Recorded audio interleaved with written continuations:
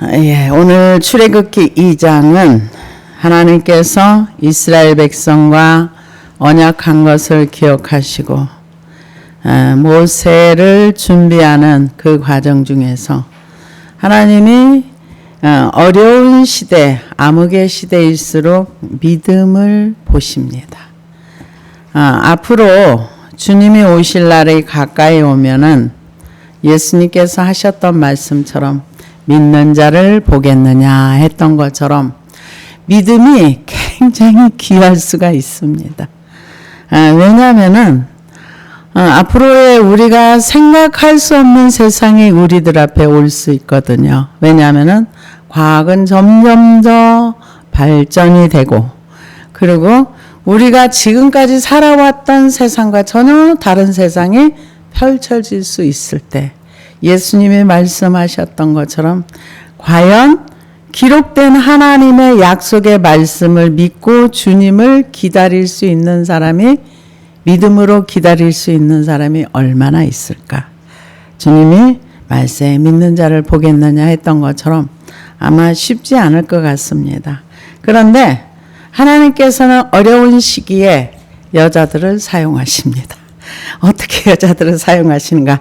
오늘 출애굽기 2장에 있는 내용입니다. 그 모세라는 구원자를 어떻게 예비하셨는가? 여자를 통해서 예비하셨습니다. 첫 번째는 애굽의 산파들을 통해서 모세를 살리게 하셨고요. 그때는 다 죽이라고 했으니까.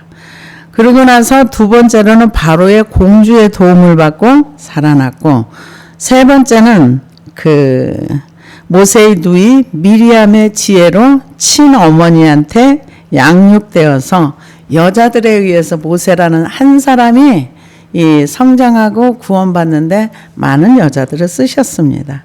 그런데 하나님께서도 그런 어떤 상징이 있는 것처럼 하나님의 백성을 낳는데 사용하시는 여자들이 있습니다. 그게 누구냐? 교회입니다. 교회를 통해서 성경에서 여자를 교회로 비유했습니다. 왜냐? 예수님은 신랑 되시고 신부 되는 교회가 여자거든요. 그래서 여자를 통해서 하나님의 백성들을 생명을 낳게 하시고 교회를 통해서 생명을 낳게 하시고 그 생명이 양육되어지는 곳이 교회입니다. 그래서 교회에서 본질에서 벗어나면 안 되는 거예요. 그래서 바울 선생님이 뭐라고 얘기했는가? 내가 하나님의 너희 교회를 예수 그리스도의 신부로 중매한다 그랬어요. 그런 교회에서는 뭐를 가르쳐야 되는가? 신랑이 어떤 분인가?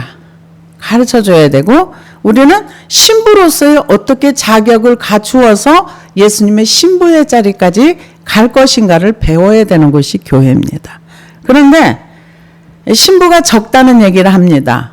왜 적을까요? 예수님이 은혜를 안 줘서 인색해서 적을까요? 아니요. 그게 아니고요. 배우고 싶은 마음이 없는 거예요. 성장하고 싶은 생각이 없는 거예요. 잘하고 싶지 않은 거예요. 그냥 내 맘대로, 내 뜻대로, 내 생각대로 하나님이 내가 요구하는 거 다 들어줬으면 좋겠어. 그래서 사람들이 요즘 무슨 찬송도 부르는 거야. 내가 하나님을 버려도 하나님 날 버리면 안 돼. 나는 하나님을 떠나도 하나님 항상 그 자리에서 나를 사랑해줘야 돼. 근데 성경을 보십시오. 성경은 그런 내용이 없어요. 그럼에도 불구하고 나는 내 맘대로 살아도 하나님의 사랑은 받고 싶은 거예요.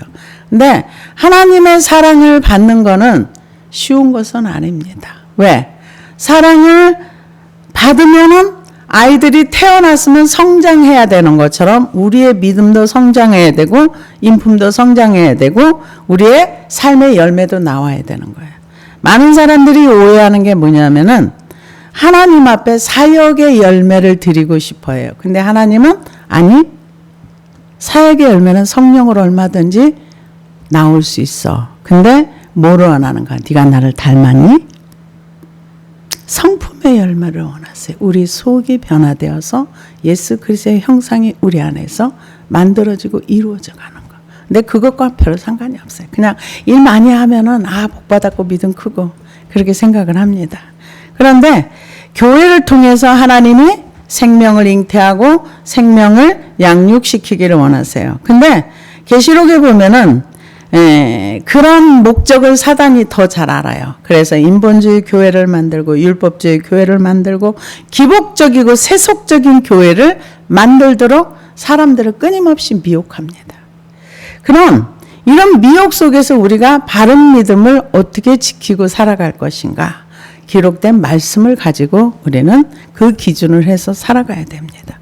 그래서 오늘 출애굽기 2장에 보니까 레위 가족 중 한 사람이 가서 레위 여자에게 장가들어 그 여자가 임신하여 아들을 낳으니 그가 잘생긴 것을 보고 석 달 동안 그를 숨겼으나 이제 그 집합끼리 이렇게 결혼을 한 것 같아요. 근데 잘생겼다 그랬어요. 잘생겼다는 거는 그냥 잘생겼다, 외모가 뛰어나다 이런 것도 있을 수 있겠지만은 본능적으로 그냥 어떤 누가 보기에도 얘는 지도자감이 될 수 있어 이런 게 있을 수 있겠죠. 옛날에 우리도 이제 어릴 때 아이들이 이렇게 보면 얘는 장군감이야. 얘는 앞으로 큰일을 할 수 있을 것 같아. 어른들이 그런 말 하는 것도 들어봤습니다. 그런데 잘생긴 걸 보고 석 달 동안 숨겼다. 이렇게만 나왔어요.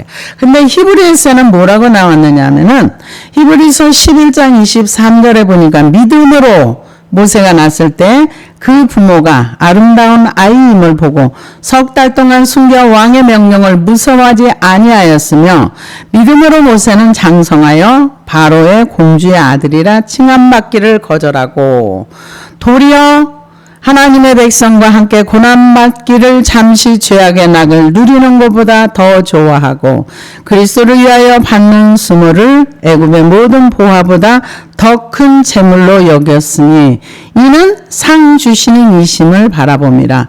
믿음으로 애굽을 떠나 왕의 노함을 무서워하지 아니하고 보이지 아니하는 자를 보는 것 같이 하여 참았으며 믿음으로 유월절과 피 뿌리는 예식을 정하였으니 이는 장자를 멸하는 자로 그들을 건드리지 않게 하려 한 것이며 믿음으로 그들은 홍해를 육지같이 건넜으나 애굽 사람들이 이것을 시험하다가 빠져 죽었으며.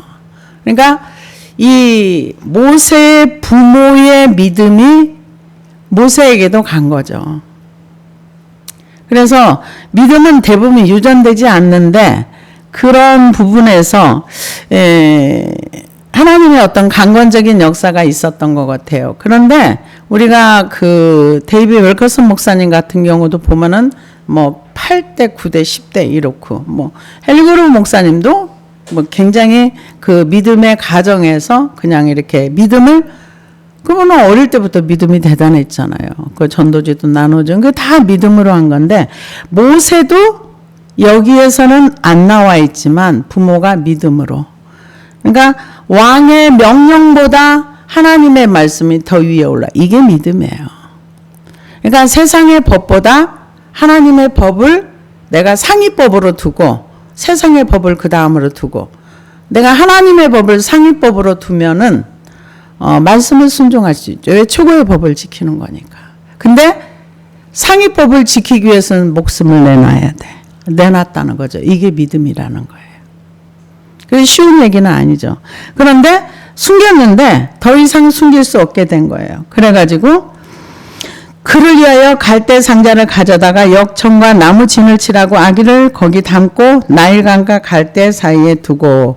역청이라는 거는 뭘 얘기하냐면 방수, 도로 포장, 용도로 쓰였던 그런 것들을 여기에 갈대 상자라는 거는 파피루스 종류를 가리킨답니다. 그러니까 이걸로 종이도 만들고 상자도 만들고 한 3, 4m 높이에 이렇게 자라는 그런 건데 이런 걸로도 배도 만들었답니다. 근데 파피루스 그런 걸 갖다가 상자를 만들어 가지고 역청을 칠해 가지고 물이 안 들어가게 잘 이제 만들어 가지고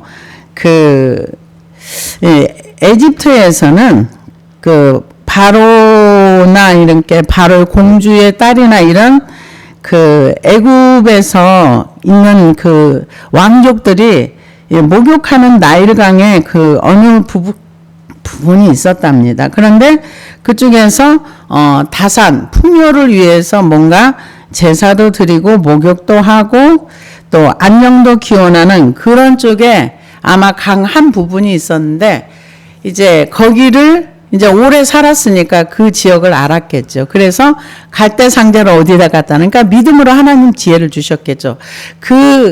애굽 공주나 이런 사람들이 와서 목욕하는 그 지역에 갈대 상자 속에 애를 넣어가지고 그 지역에 갖다 놓은 거예요. 근데 이제 사람이 할 일은 거기까지밖에 없는 거죠. 그 이상 할 수가 없잖아요. 공주의 마음을 움직이는 것도 사람이 할 수 없는 거고. 그 다음에는, 그러니까 믿음으로, 이 사람들은 믿음으로 뭐를 한다 그러면 나는 아무것도 안 하고 나는 믿음이 있어. 이게 아니라 최선을 다해서 내가 할 수 있는 일을 다 한 거죠. 최선을 다해서 해서 나일강 사이에 두고 여기 이제 공주들이 나와서 샤워도 목욕도 하고 뭐 자기 제사도 지내고 복도 빌고 그런 어떤 지역이 있었답니다. 그래서 이쪽에 이제 있는 걸 알고 나서 그의 누이가 어떻게 되는지 알려고 멀리 섰더니 바로의 딸이 목욕하던 나일강으로 내려오고 시녀들은 나일강가를 거닐 때에 그가 갈대 사이에 상자를 보고 시녀를 보내어 가져다가 열고 그 아기를 보니 아기가 우는지라 그가 그를 불쌍히 여겨 이르되 이는 히브리 사람의 아기로다.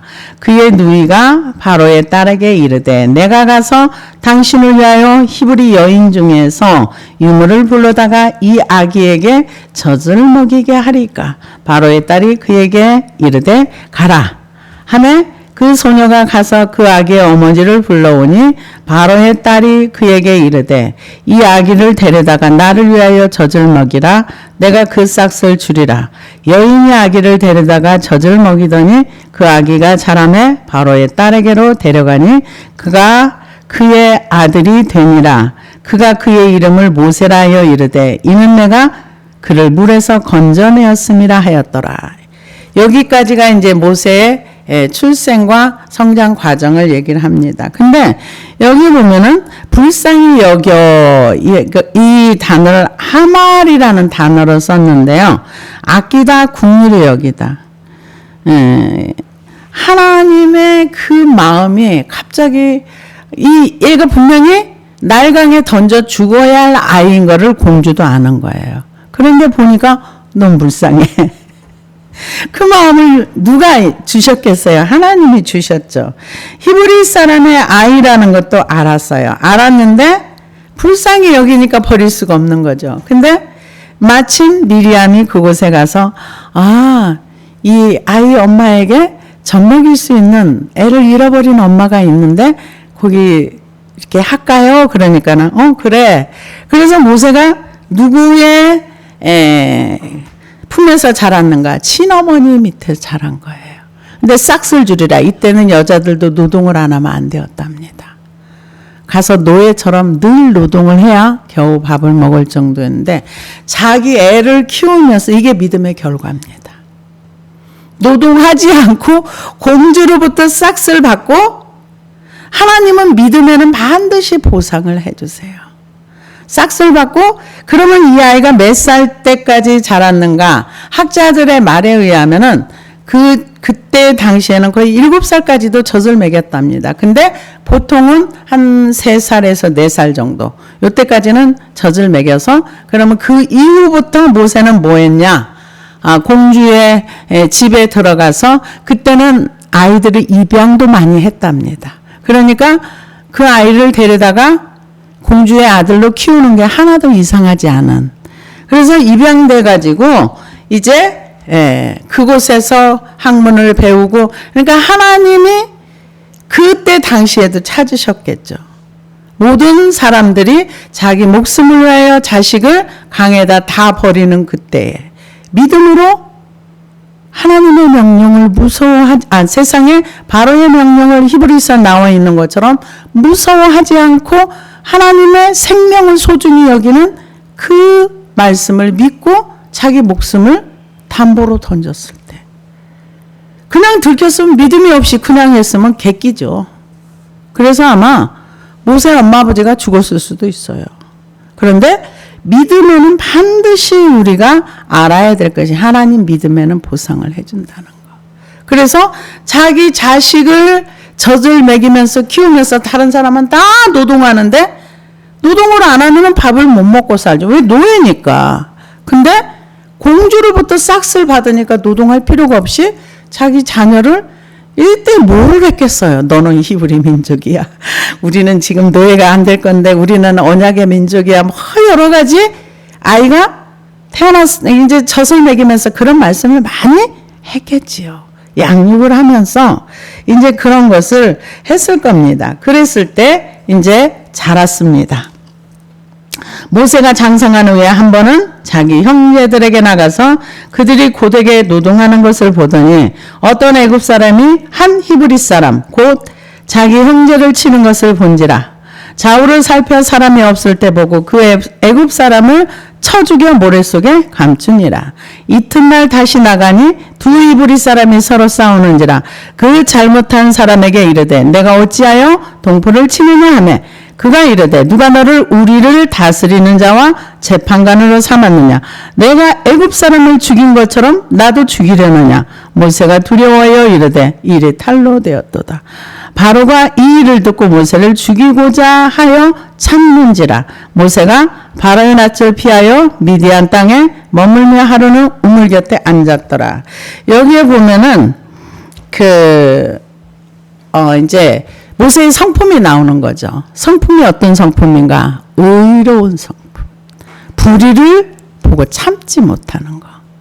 굉장히 올곧게 자랐다고 봐야 되죠. 근데 이런 것을 할 때 자기 힘으로, 자기 능력으로 이렇게 했는데 왜 이 모세가 이 왕이 될 사람인데 왜 모세를 죽이고자 했는가 하면은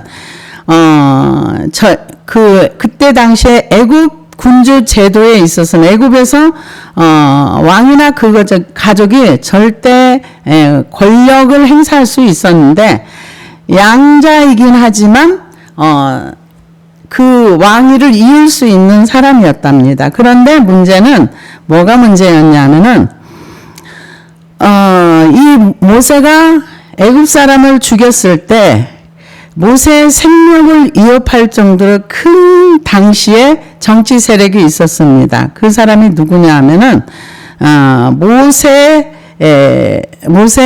살인사건 당시에 애굽의 바로는 투툴모세 3세였었는데요. 그는 부친 투툴모세 2세의 궁녀 사이에 태어난 아들이었다.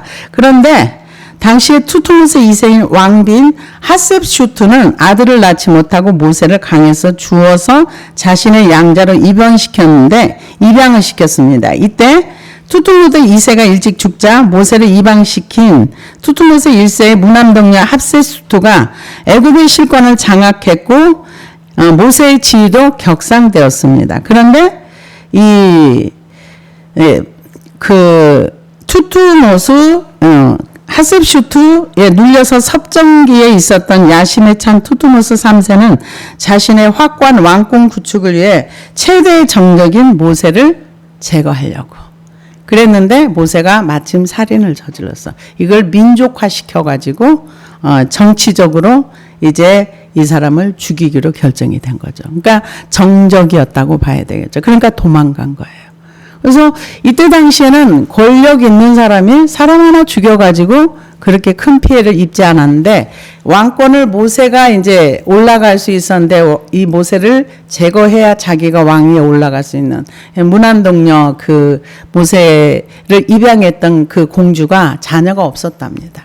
그러니까 이제 이분이 왕권을 실권자였었는데 이제 하녀하고 난 그 사람이 이 사람을 제거해 자기가 왕위가 올라가니까 이제 모세를 이제 죽이려고 한 거죠. 그래서 도망갔습니다. 바로가 이 일을 듣고 모세를 죽이고자 하여 찾는지라. 모세가 바로의 낯을 피하여 미디안 땅에 머물며 하루는 우물 곁에 앉았더라. 대부분 바로라고 나거나 애굽 왕의 그냥 왕의 이름이 아니라 애굽 왕 바로 그냥 이렇게 칭해집니다. 그래서 미디안 제사장에게 7딸이 있었더니 그들이 와서 물을 길어 구유에 채우고 그들의 아버지의 양을 먹이려 하는데 목자들이 와서 그들을 쫓는지라. 모세가 일어나 그들을 도와 그 양떼를 먹이니라. 그들의 아버지 루엘에게 이를 때에 아버지가 이르되 너희가 오늘은 어찌하여 이같이 속히 돌아오느냐. 그들이 이르되 한 애굽 사람이 우리를 목자들의 손에서 건져내고 우리를 위하여 물을 길어 양떼에 먹였나이다. 아버지가 딸들에게 이르되 그 사람이 어디 있느냐. 너희가 어찌하여 그 사람을 버려두고 왔느냐. 그를 청하여 음식을 대접하라 하였더라.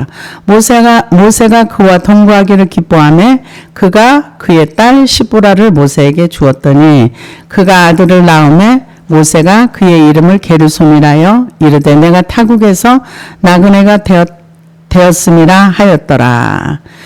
이 내용을 보니까 모세가 태어나서 이제 자기가 이제 성장해서 근데 모세가 40년 동안을 애굽의 학문과 모든 지휘와 이게 지도자로서 모든 것을 다 배웠어요.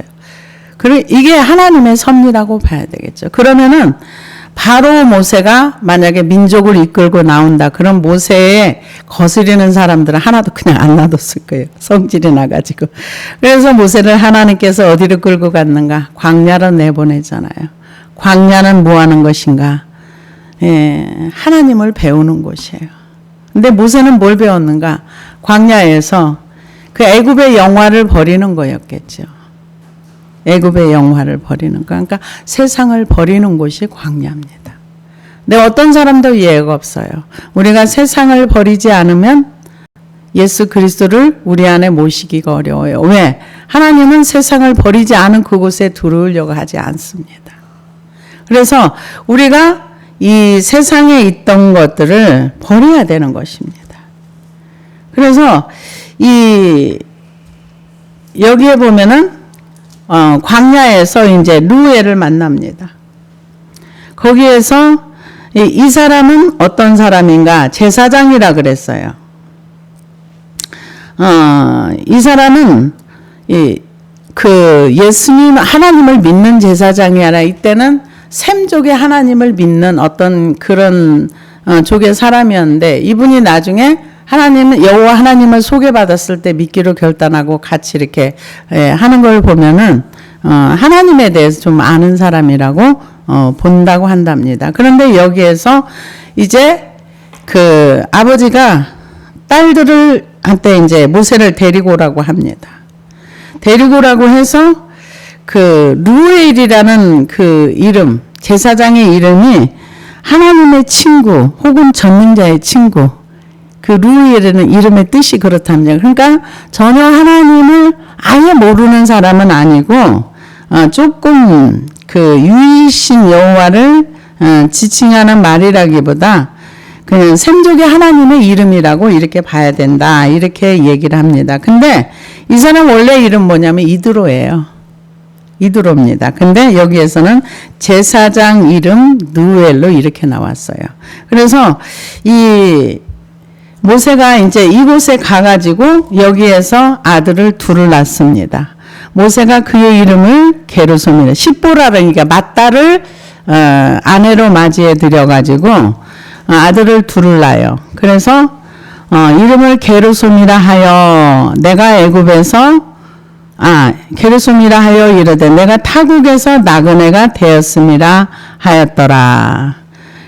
그 아들을 낳고 이제 광야 생활을 하는 거죠. 십보라와 더불어서 광야에서 처가살이 하는 거죠. 처가살이 하면서 모세가 이제 나중에 가서 이제 하나님이 찾아오시죠. 모세에게. 찾아오시는 동안에는 그래서 이 광야 생활을 끊임없이 뭐 합니까? 양치는 거예요. 그것도 자기 양이 아니라 장인의 양을 치고 그렇게 살고 있습니다. 그래서 여러 해 그러면서 내가 나그네가 되었다. 그렇게 이제 자기 얘기를 합니다. 여러 해 후에 애굽 왕은 죽었고 이스라엘 자손은 고된 노동으로 말미암아 탄식하며 부르짖으니 그 고된 노동으로 말미암아 부르짖는 소리가 하나님께 상달되었더라.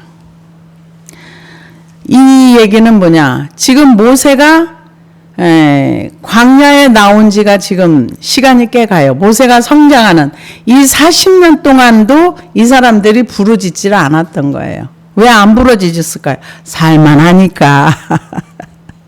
살만하니까 안 부르짖은 거예요. 살만하니까 안 부르짖고 그냥 놔둔 거죠. 그냥 놔뒀다가 이제 너무 힘들어. 이제는 더 이상 참을 수가 없어. 근데 우리가 찬송가의 가사에 보면 견디다 못해 쓰러질 때 불쌍히 여겨 구원해 주리 예수 그리스도라고 이렇게 얘기하는데요. 제가 기도를 하면서 보니까요. 견디다 못해 쓰러져도 항복을 안 해요. 누구 앞에? 하나님 앞에. 쓰러져서 죽어도 항복을 안 해요. 누가 항복할 수 있는가? 누가 부르짖을 수 있는가? 은혜가 있어야 이게 가능합니다. 은혜가 없으면 절대 부르짖지 않습니다. 절대 항복 안 합니다. 하나님 앞에 절대 나를 내려놓지 않아요.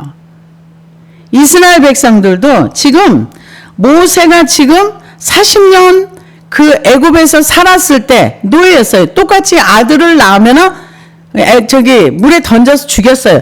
그때도 부르짖고 항복 안 했어요.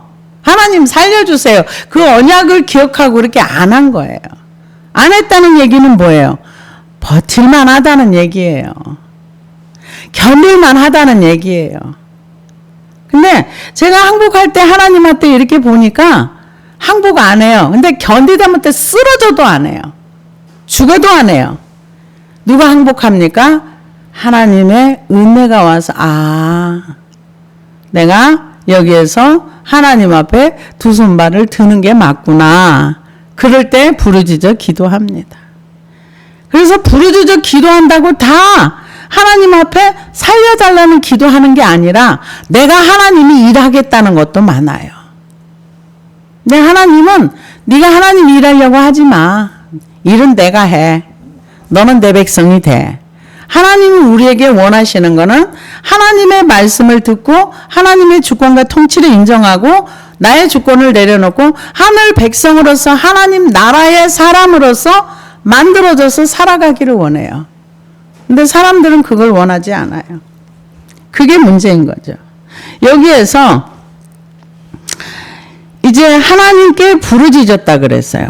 여러 해 후에 애굽 왕은 죽었고 이스라엘 자손은 고된 노동으로 말미암아 탄식하며 부르짖으니 그 고된 노동으로 말미암아 부르짖는 소리가 하나님께 상달된지라. 이게 상달됐다는 것은 알라라는 단어를 쓰는데 마치 향이나 연기가 피어오르듯이 백성들의 부르짖음의 기도가 위로 올라가서 하나님께 닿았다는 거예요. 근데 요한계시록 5장 8절에 보면은 성도들의 기도가 향연이 돼서 올라간다 그랬어요. 우리의 기도가 올라가는 거예요. 어디로? 하나님의 보좌 앞으로. 근데 옛날에 제가 읽었던 책 중에 후안 카를로스인가 어떤 분 외국분인데 제자입니까? 그게 보면은 우리의 기도가 다 쓰레기가 돼서 중간에 다 떨어진다 이런 얘기를 한 적이 있어요. 그게 무슨 기도겠어요? 하나님의 합당치 않는 기도를 할 때 그렇다는 거죠. 근데 이 하나님 앞에 회개하고 돌이키는 기도는 하나님이 잘 들어주십니다. 잘 들어주세요. 그래서 이 하나님 앞에 상달됐다. 하나님 앞에 향연이 돼서 위로 올라가 하나님께 닿았다는 뜻입니다. 그런데 여기서 들으시고 하나님이 그들의 고통 소리를 들으시기는 샤마 주의 깊게 경청하다.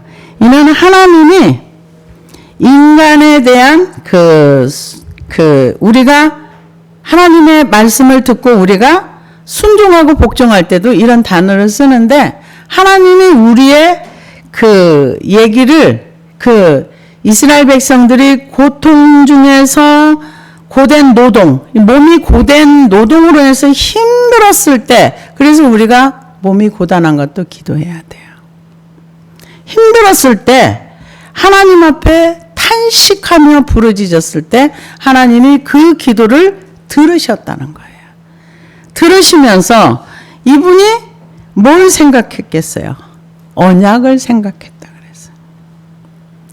하나님께서 우리의 기도에 우리의 삶의 모든 것을 보시고 들으시고 아신다는 것. 우리는 하나님을 인식하지 않지만 하나님은 우리를 알고 계십니다.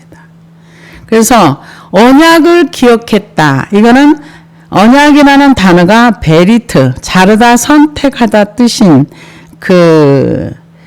바라에서 유래되었는데 고대 근동에서는 쌍방 간의 언약을 체결할 때 고기를 쪼개어 그 사이를 지나가게 함으로써 언약 파기자들에게 죽음의 징벌이 내려질 것을 경고했습니다. 근데 하나님과 아브라함과 이렇게 언약을 체결했을 때 아브라함은 안 지나갔어요. 만약에 아브라함이 지나갔으면은 아브라함은 언약을 어겨서 죽었어요. 근데 하나님만 그 고기를 갈라놓고서 횃불이 하나님만 지나가신 거예요. 그 얘기는 뭐냐? 하나님이 약속을 잘 지키시겠다. 근데 그 약속이 지금까지도 변함이 없습니다. 그래서 성경에 보면 이런 말씀이 있어요. 해가 변하여 없어질지언정 내가 이스라엘과 맺은 언약은 없어지지 않는다. 그래서 사람들이 이 이스라엘 백성에 대한 잘못된 지식을 참 많이 가지고 있습니다. 그래서 지금도 이스라엘과 팔레스타인 이쪽에 이제 굉장히 이스라엘에서는 그쪽에 좋은 뜻으로 거기를 자치구를 줘가지고 너희끼리 이렇게 해서 잘 먹고 살고 이렇게 해 그랬는데 그들이 하마스를 받아들여가지고 자기 자녀들을 전사로 키우고 해가지고 이스라엘을 공격하도록 이렇게 만들었는데 저는 굉장히 충격적인 얘기를 많이 들었습니다. 뭐냐면은 이스라엘에 가서 뭔가를 이제 전쟁 난 지역에 가서 뭔가를 이렇게 도와준다. 그런 사람들이 대부분이 팔레스타인 그쪽으로 많이 간답니다. 많이 가가지고 그렇게 이스라엘을 욕을 한대요. 근데 그거는 성경적이지 않습니다. 왜요? 이스라엘을 위하여 너희는 평안을 빌라 그랬고 이스라엘을 위하여 축복하는 자는 내가 그도 축복하리라 했기 때문에 성경을 아는 사람이라면은 이스라엘을 대적하면 안 됩니다. 근데 그런 일들이 지금 현재도 일어나고 있어요. 그래서 하나님이 그 고통 소리를 들으시고 아브람과 이삭과 야곱에게 세운 그 언약을 기억하사. 기억하사라는 단어는 자카르라는 단어를 쓰는데요. 과거에 잃어버렸던 사실을 다시 회생해낸다는 뜻이 아니라 늘 염두에 두고 있었던 것을 실행에 옮긴다. 그러니까 하나님이 이스라엘 백성이 400년 동안 430년 동안 이곳에서 살 때 그들을 잃어버린 게 아니에요. 기억에서 지우고 너네들이 기도할 때 내가 들어줄게 이게 아니라 항상 이스라엘 백성들을 염두에 두고 그리고 이들이 부르짖을 때까지 기다리신 거죠. 그러니까 사람들이 그런 얘기를 한답니다. 무슨 얘기를 하냐면 하나님 다 아는데 왜 기도해? 하나님 다 아는데 뭐하러 기도해? 내 짐을 여호와께 맡기라 그랬잖아. 그러면 와서 가져가지. 왜 기도하라 그래? 아니, 상상하기 좀 힘든 얘기들을 많이 하더라고요. 그래서 그러면 예수님한테 짐 다 맡기면 나는 누르랄라 놀아야 돼? 이런 얘기도 하고요. 그러니까 우리가 생각할 수 없는 생각을 많이 하시는 분들도 있더라고요. 그래서 모든 사람의 생각이 다 같지 않다 하는 거는 참 많이 알고 배웁니다. 근데 여기는 하나님이 그것을 상달되고 그것을 기억했다는 항상 마음에 두고 있었어요. 근데 이스라엘 백성이 부르짖어 기도하지 않았어요. 근데 하나님은 이스라엘 백성을 바벨론 포로로 보내놓고 나서 너희가 내게 부르짖어라. 그러면 내가 거기에 응답해 주겠다. 너희를 향한 나의 생각은 재앙이 아니라 화평이라 그랬어요. 좋은 걸 주시겠다는 거죠. 그러니까 그 너희들이 지금 죄로 인해서 그 바벨론 포로에 잡혀가 있어도 너희들이 기도하면 내가 들어줄게 그 얘기거든요. 그래서 알고 있는데 왜 기도하라 그래? 네, 기도해야 하나님이 일하십니다. 많은 사람들이 그런 얘기 정말 많이 합니다. 다 아는데 왜 기도해? 하나님 다 알고 있잖아. 그럼 우리가 기도 안 해도 다 알아서 해줘야지. 아니요, 알아서 해주지 않아요. 우리가 기도할 때, 우리가 뭐를 잘못했는지도 깨닫고, 버릴 거는 버리고, 또 하나님 말씀을 받아들일 건 받아들이고. 여기서 이 백성들의 하나님이 고통 소리를 들으시고, 아브라함과 이삭과 야곱에게 세운 그의 언약을 기억하사. 기억하셨다 그랬어요. 그리고 하나님이 이스라엘 자손을 돌보셨고 하나님이 그들을 기억하셨더라. 옛날 성경에 권념하셨더라 이렇게 나와 있는데요. 이거는 뭐냐면은 기억하셨다. 이제 여기서는 옛날 거는 그런데 라는 단어를 썼는데 알다 돌보시다. 그러니까 하나님이 이들이 고통 중에 있는 것도 알고 노동으로 인해서 고통스러운 것도 알고 다 알아요. 근데 기다리신 거예요. 만약에 하나님이 그냥 기도하지 않았는데 들어주잖아요. 그럼 어떤 소리가 나오는지 우연히 된 일이야. 근데 내가 기도했던 거는 아 맞아 이거 내가 하나님 앞에 기도했더니 하나님이 들어주셨어. 내가 기도한 내용을 하나님이 다 들어주셨어. 근데 기도하지 않았는데 하나님 해주셨어? 아 이건 우연히 된 거야. 저절로 된 거야. 나는 가만히 있어도 하나님이 이렇게 알아서 해줘. 하나님이 알아서 해주는 일 없습니다. 기도해야 됩니다. 그래서 자손들을 돌보셨고 하나님이 그를 기억하셨고 다 기억하시고 하나님이 모세를 준비하신 거예요. 이들이 사실은 부르짖기 전에도 하나님이 이들을 기억하고 하나님이 약속하신 걸 400년이 지나면 민족을 끌고 애굽에서 나와서 가나안 땅에 들어갈 것이다. 이미 말씀으로 약속을 하셨고 이 이스라엘 백성이 하나님 우리를 위해서 지도자를 준비해 주세요. 이 기도 안 했어요. 근데 하나님이 알아서 이 믿음의 사람 믿음이 있는 레위 자손 중에 요게벳을 통해 가지고 모세를 믿음으로 양육하게 하시고 그에게 이스라엘 정체성을 심어주게 하시고 그를 통해서 하나님이 훈련하시고 애굽에서 40년 동안 지도자의 훈련을 받고 그러고 나서 광야에서 또 다 배웠던 걸 또 다 버리게 하시고 그래서 나중에 그 기간이 끝나갈 때 하나님이 찾아오십니다. 찾아오셔서 하나님께서 모세를 지도자로 같이 동력을 하는 거예요. 하나님이 우리에게 원하시는 게 뭔가? 하나님과의 동력하기를 원하세요. 우리의 삶에 들어오기를 원하세요. 그러려면 우리가 하나님을 인정하고 모세처럼 우리가 버릴 거 버리고 하나님을 인정하면서 하나님과 함께하는 삶. 과거나 지금이나 똑같아요. 하나님께서 우리에게 요구하시는 거. 그래서 이 이스라엘 백성을 하나님께서 기억하시고 돌보셨다. 이제 나중에 이제 하나님께서 이 모세를 만나 주시고 이제 출애굽의 시작이 되는 것을 우리가 볼 수 있습니다. 출애굽하기 전에 먼저 하나님이 사람을 준비하세요. 그래서 지금도 마찬가지입니다. 하나님께서 재림의 주님으로 오시기 전에 먼저 사람을 준비해서 우리가 그분을 마라나타 오시옵소서 할 수 있는 준비돼서 하나님을 맞이할 사람을 지금도 찾고 준비하고 계시는 줄로 믿습니다. 기도하시겠습니다.